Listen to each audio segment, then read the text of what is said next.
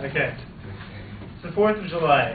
You decide to go down to one of the main streets in your city to do the annual patriotic parade that is put on by your city. The atmosphere is fun and vibrant. You can smell kettle corn, and in the distance hear many marching bands. Eventually, one of the marching bands ends up playing right in front of you, and you recognize the familiar tune of God Bless America. What a great song. It's very enjoyable, and for the rest of the song you are thoroughly entertained. The local high school did a great job of entertaining you.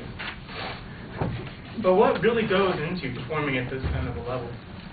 What most people don't realize is that it takes hundreds of hours of hard work and patience, along with many instructors and programs for a student to play and march at that ability. The sad thing, however, due to recent budget cuts, the state has been giving public schools less and less money for the music programs, which means that over time it'll be harder for the youth to pick up instruments. For most kids, their families can't afford to buy these expensive instruments such as the tuba, French horn, or even the violin. Which brings me to my point. More money should be given to public schools for music because of the many benefits that it holds to our communities. Unless something is done about this situation, our communities could suffer a great decrease in entertainment and culture. Throughout this speech, I'm going to discuss the benefits that music education holds to students and the general public, what the lack of funding is currently doing to the music programs, and different ways on how we could save music education in the public schools. First, let's look into the benefits. Music programs allow for kids to become part of a clean and healthy group. One of the reasons that I am so passionate about this issue is because I belong to the high school band. While participating in the music program, I gained a group of friends who remain my closest friends to this day. My self-confidence was boosted, and I acquired great music skills that I am still able to use today. Along with social skills, the understanding of a musical instrument increases mental stability and intellect. Music is something that is completely necessary to every human being. In my opinion, it's a stress reliever, an energy stimulator, and a natural form of medicine for the mind. I remember visiting a friend who was in the hospital. When talking to the other people staying there, they claimed that listening to music brought their spirits up than any other form of medication that was given to them. Joseph Leader and William Haney, authors of Music Education in the High School, explained the effects of music on the human mind by saying that music affects the whole gamut of human emotions. It can soothe the savage breast, encourage self-confidence, stimulate one to action, arouse patriotism and sympathy, and unite people. Anyone in the world can relate some of his or her most intense feelings to that of a song or a certain style of music. Music affects the whole body, the circulation, digestion, posture, nervous system, and the soul. Whenever you're feeling down, listening to an upbeat song by one of your favorite music artists could definitely cheer you up a little bit. There are also many scientific studies that prove mathematical intellect to be coupled with knowledge of how an instrument is played. Sounds to me like every kid would want to play an instrument, but unfortunately, it's becoming harder to happen.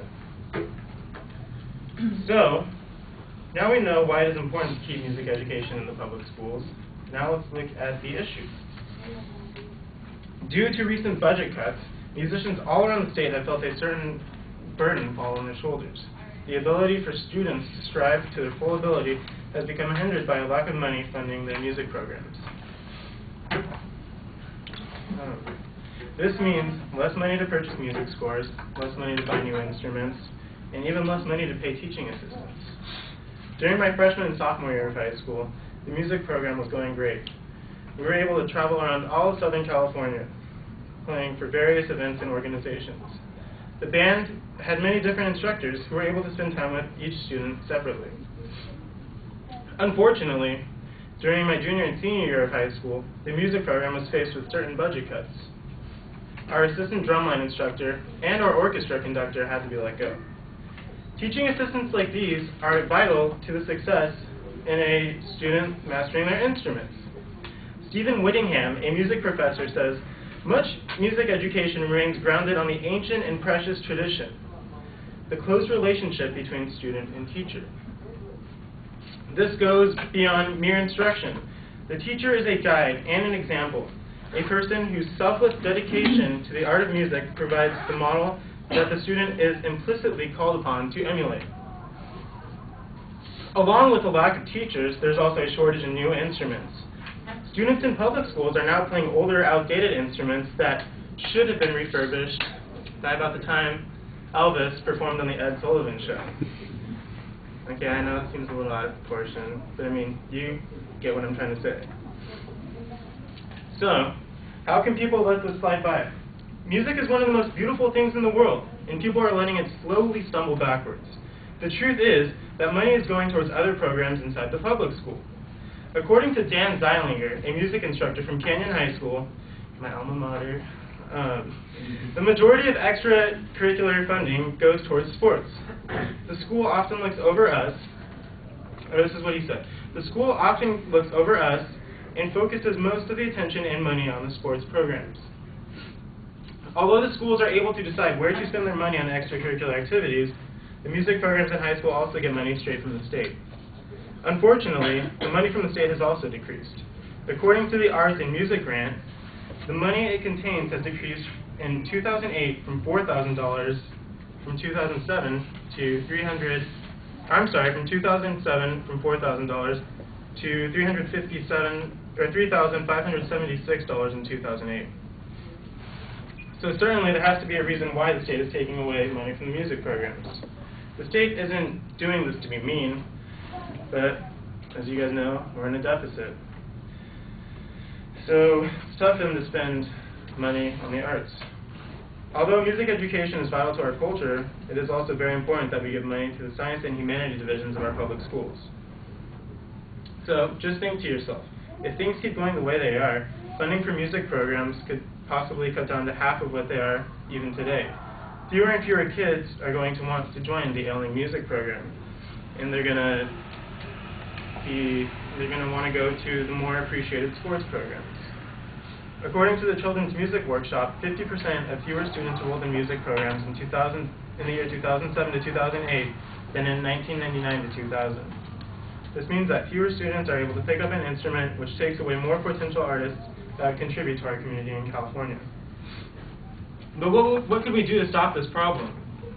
We could certainly start by attending certain high school music fundraisers and concerts, and by encouraging our young people, whether they be our children or our young friends, to take up an instrument.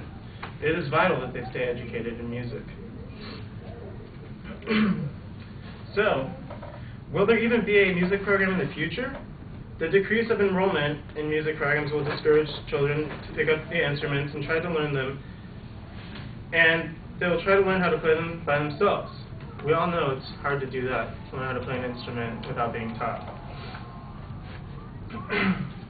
Imagine what life could be like in the future. Imagine what it would be like.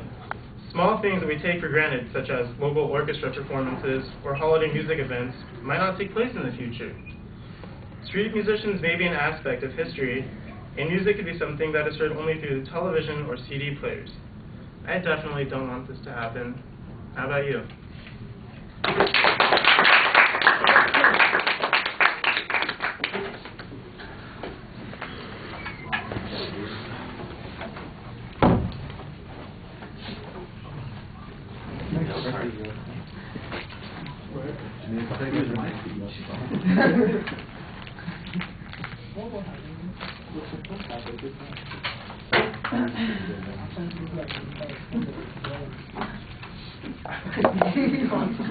Heidi, what did you think? I thought his thesis was clear. He has good eye contact. He transitioned good. He has good examples and evidence of credibility. Overall, I thought it was good, except for he tends to bend his legs a lot, and I thought he could remove his sunglasses because I kept looking at his sunglasses. Well, I'm glad you noticed that, because I noticed that too. It's nice. It's like a hood ornament, you know, right there on the hood of the car. All right.